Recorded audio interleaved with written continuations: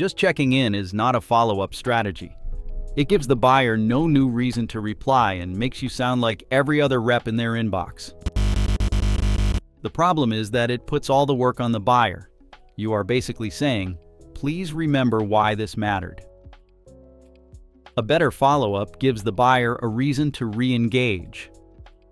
Every message should have a job.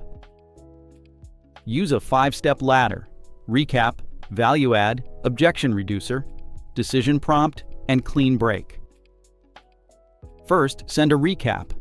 Remind them what was discussed, what mattered, and what next step was agreed on. Second, add value. Share a useful point, example, resource, or question that connects to their problem. Third, reduce friction. Address what may be slowing them down: price, timing, risk, approval, or implementation. Fourth, make the decision easier. Give them a simple choice instead of an open-ended, "let me know." Fifth, use a clean break. Be professional, direct, and leave the door open without chasing forever. Use this prompt. Create a 5-step follow-up ladder for this sales opportunity. Each message should have a different purpose and stay under 100 words.